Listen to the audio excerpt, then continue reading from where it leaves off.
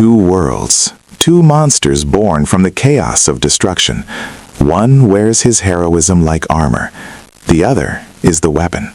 Mark Grayson, Invincible. The most powerful young hero on Earth. Half Viltrumite, nearly indestructible. And then him, Alex Mercer, the prototype. Not a man, not a monster. Something worse. A virus that learned to dream.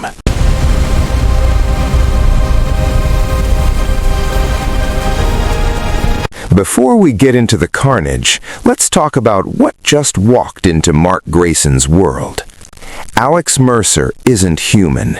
He was once a brilliant but ruthless virologist at Gentek who unleashed the Blacklight virus on New York City. He died, and then the virus became him. Every memory, every cruelty, every instinct to survive, amplified 1,000-fold. He can consume any living being and absorb their DNA, their memories, their face. He can sprout blades from his own flesh. He can tank military-grade ordnance. He once fought a super soldier prototype and won by turning his entire arm into a whip of living biomatter. He doesn't bleed, he adapts. And now, somehow, he's here in the Invincible universe. It starts quietly, as it always does with Mercer.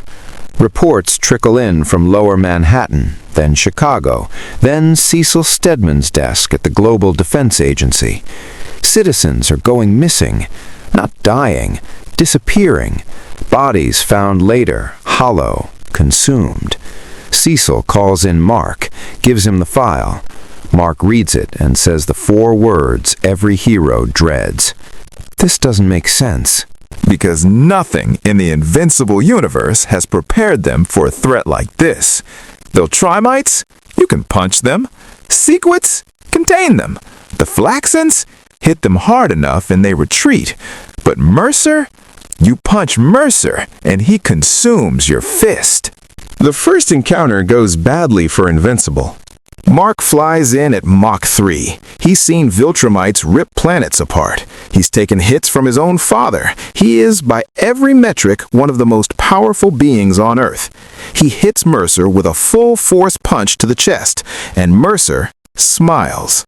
The biomass absorbs the kinetic force. Tendrils erupt from Mercer's back, wrapping around Mark's arm before he can pull away. For a terrifying second, Invincible feels it, the pull, like something trying to consume him from the outside in. He burns his Viltrumite speed to break free, losing a chunk of his suit, maybe a little skin.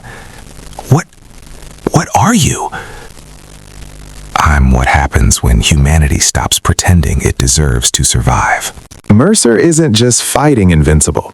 He's studying him. Every punch exchanged is data. He's mapping Mark's speed, his recovery rate, his instincts. By the third encounter, Mercer isn't just fighting a superhero. He's fighting a blueprint he intends to consume.